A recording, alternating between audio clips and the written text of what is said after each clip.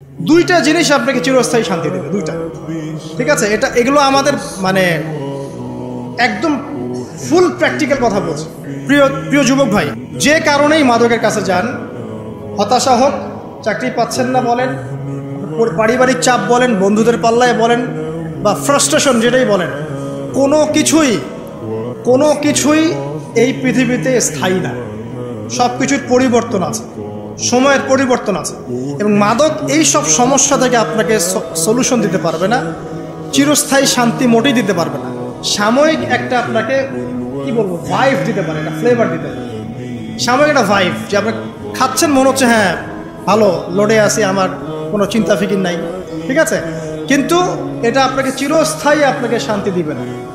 দুইটা জিনিস আপনাকে চিরস্থায়ী শান্তি দেবে, দুইটা। ঠিক আছে, এগুলো আমাদের মানে একদম ফুল প্র্যাকটিক্যাল কথা বলছি। দুইটা জিনিস আপনাকে চিরস্থায়ী শান্তি দিবে। এক, 5 ওয়াক্ত নামাজ জামাতের সাথে পড়বেন, মনটা প্রশান্তি দিয়ে ভরে যাবে, দেখবেন ইনশাআল্লাহ।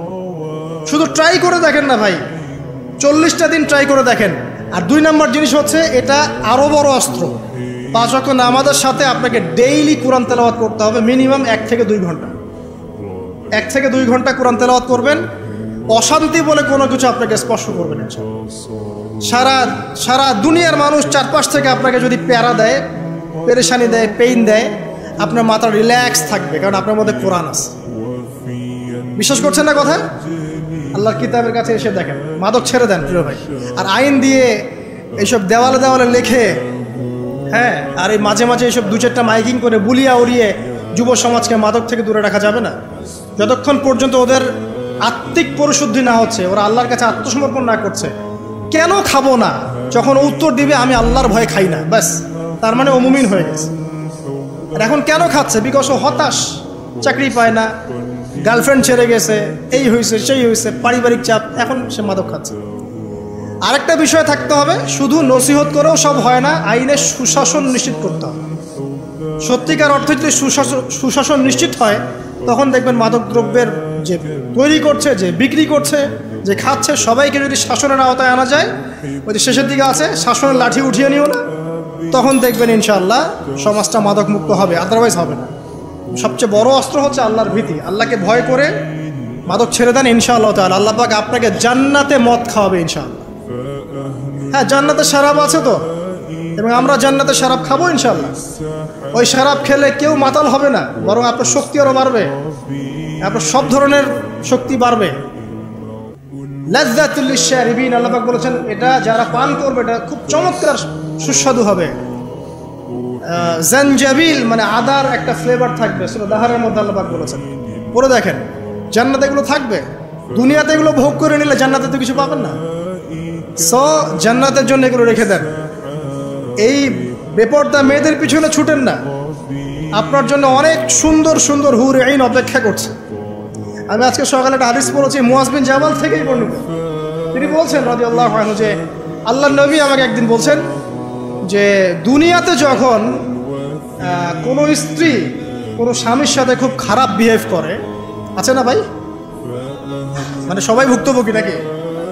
আচ্ছা, এরকম যখন হয়, তখন জান্নাতে তার যে হুর আছে, ওই মুসলিম ব্যক্তির জন্য জান্নাতে যে হুর আইন আছে, ডাগর ডাগর চোখওয়ালা, ওই হুর আইন অদৃশ্যভাবে বলতে থাকে এই মেয়েকে উদ্দেশ্য করে যে তুমি ওকে কষ্ট দিও না, তুমি ওকে কষ্ট দিও না, কারণ সে তোমার কাছে কয়েকদিনের মেহমান মাত্র, অচিরেই সে আমাদের কাছে চলে আসবে। তো এখন যদি আপনি দুনিয়ার এইসব নগ্ন, বেপর্দা, অশ্লীলতার ফেরিওয়ালা, ঠিক আছে, দেহ ব্যবসায়ীদের পিছনে ছুটে বেড়ান, তাহলে আপনি জান্নাতে হুর পাচ্ছেন। আল্লাহ পাক আপনাদেরকে সবাইকে হুর আইন দান করুক, দোয়া করে। অতএব সেভাবে চলার মতো তৌফিক, ঈমান, আমল আল্লাহ পাক আমাদের সবাইকে দান করুন, আমিন। আসলে আমি শেষ করতে পারছি না, আর কয়েকটা বিষয় আছে। 5, যে কবিরা গুনাহ করো না। যদি কবিরা গুনাহ করো, তাহলে আল্লাহ পাক এর গজব তোমার উপর অবধারিত হয়ে যাবে। কবিরা গুনাহ তো জানেন, এগুলো বড় বড় গুনাহ। কবিরা গুনাহ লিস্ট আছে, একটা বই পাওয়া যায়, কিতাবুল কাবাইর। কি নাম? কিতাবুল কাবাইর। এই বইয়ের মধ্যে দেখবেন প্রায় 100-150 কবিরা গুনাহ লিস্ট করা আছে। এখন বলতে গেলে আসলে সময় পাওয়া যাবে না।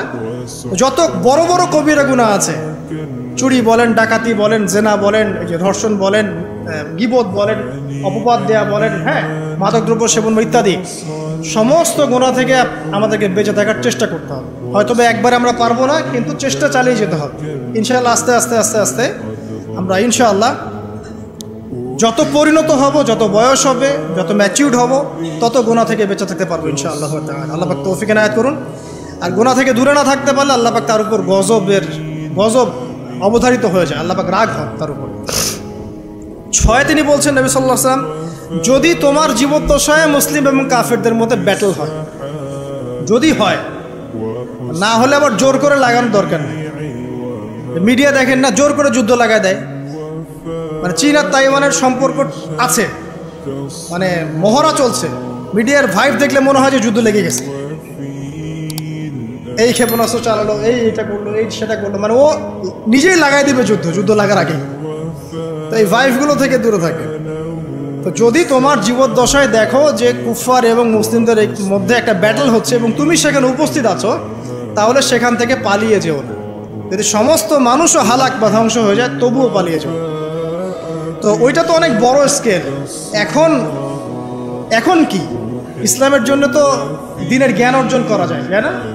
ইসলামের জন্য আমল করা যায়, ইসলামের জন্য একটা পরিবার গড়া যায়, সন্তানদেরকে মানুষ করা যায়, একটা মসজিদ করা যায়, একটা মাদ্রাসা করা যায়, হ্যাঁ, সমাজ কল্যাণমূলক কাজ করা যায়, দিনের এলেম মানুষকে শেখানো যায়। মানে আল্লাহ দিন প্রসার এবং প্রতিষ্ঠার অন্তর্ভুক্ত বিষয়। এখান থেকেও তো আমরা সরে আসছি। এখান থেকে কেউ সরে আসে, সে কি ওই অবস্থায় নিজেকে ঠিক রাখতে পারবে? তো নিজের কথা দিয়ে, নিজের আপনার কলম দিয়ে, নিজের কি বলবো, আপনার জান দিয়ে, আপনার মাল দিয়ে, আপনার সময় দিয়ে, শ্রম দিয়ে আল্লাহর পথে এই যে স্ট্রাইভ করা, এই প্রতিটা বিষয়ে আল্লাহর দিন প্রতিষ্ঠার ক্ষেত্রে সহায়ক। এখানে যদি আমরা পিছু পা হই, তাহলে বড় বড় ক্ষেত্রে আমরা কিছু করতে পারবো। এরপরে নবী সাল্লাল্লাহু আলাইহি ওয়াসাল্লাম বলেছেন যে যদি মহামারী আসে এবং তুমি তাদের মধ্যেই থাকো, পালিয়ে যেও না।